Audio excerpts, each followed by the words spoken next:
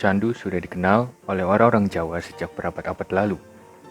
Setidaknya pada abad 17, ketika pemerintah kolonial Belanda menjadikan candu sebagai komoditas perdagangan yang penting untuk dimonopoli serta menjadi objek pajak. Opium atau bunga popi dengan nama latin Papaver somniferum tidak tumbuh di Jawa, melainkan didatangkan dari daerah lain. Diduga berasal dari Turki dan Persia.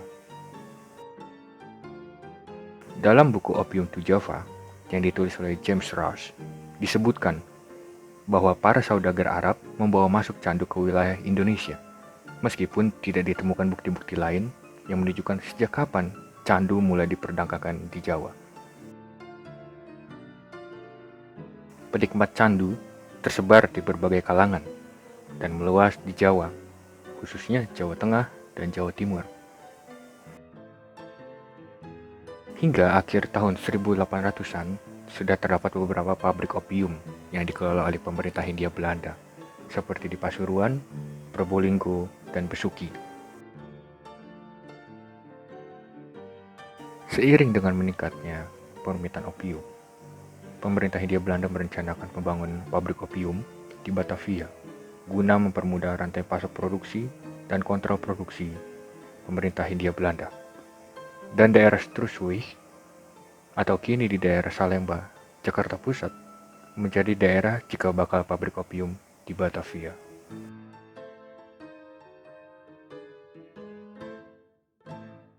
Nama Struiswijk atau kini dikenal di daerah Salemba, Jakarta Pusat, muncul pertama kali di tahun 1820 pada surat kabar Bataviasche Koran pada edisi tanggal 25 Maret 1820. Berdasarkan peta pada tahun 1825,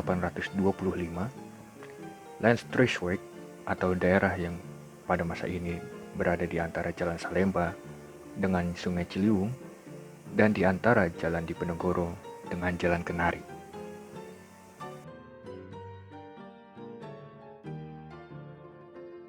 Di dalam area land ini terdapat rumah utama tuan tanah atau landhuis dalam bahasa Belanda, ditambah bangunan lain berupa gudang dan bangunan tempat tinggal para budak. Melihat posisi bangunan dalam peta, kira-kira sekarang berada di area Fakultas Ekonomi, tepatnya Universitas Indonesia. Pintu gerbang landhuis Struiswijk persis berada di pertigaan lembaga manajemen, tepatnya Fakultas Ekonomi Universitas Indonesia yang sekarang. Nama area Struiswijk diduga terkait dengan keluarga Struis yang berhubungan dengan kapten kapal VOC, yaitu bernama Kapten Frans Struis. Dari keluarga Struis ini diduga yang memiliki dan mewarisi land di kampung Salemba hingga dinamakan Land Struiswijk. Pada akhir tahun 1894, pemerintah Hindia Belanda memunculkan rencana perluasan pabrik opium yang sebelumnya sudah ada di Jawa Timur, tepatnya Pasuruan dan Besuki, dengan membangun pabrik baru di daerah Salemba, bekas lahan Land Struiswijk.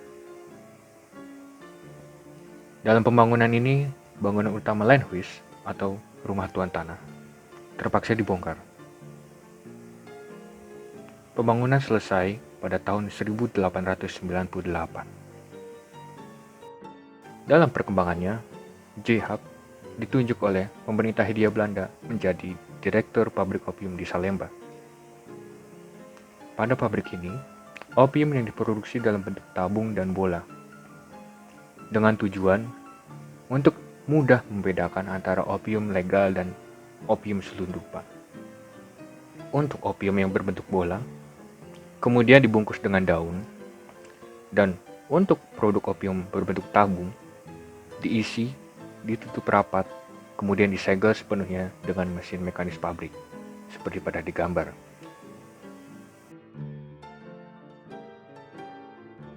Kemudian proses terakhir, opium tabung yang telah dibungkus dengan rapi, kemudian dimasukkan ke dalam kotak kayu yang dikerjakan oleh para buruh pribumi.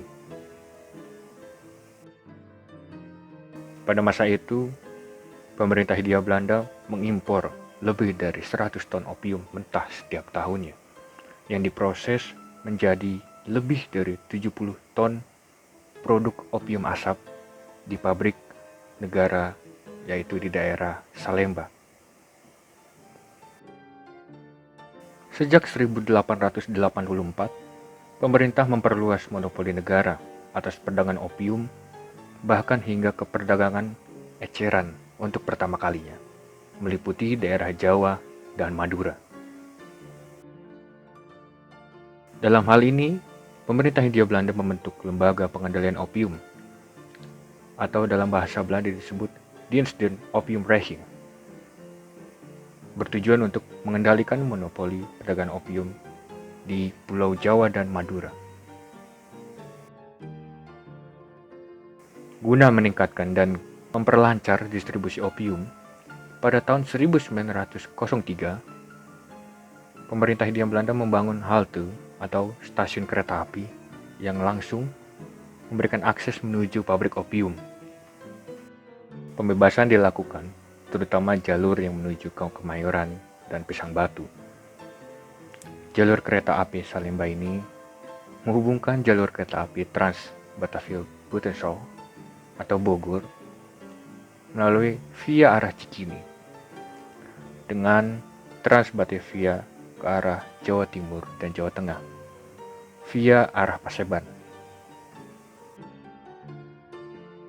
Terlihat pada peta tahun 1903 bahwa jalur kereta api Salemba ini bisa dilihat ada beberapa hal yang dapat diperhatikan, yaitu pertama, jembatan kereta api yang melintas di atas Sungai Ciliwung.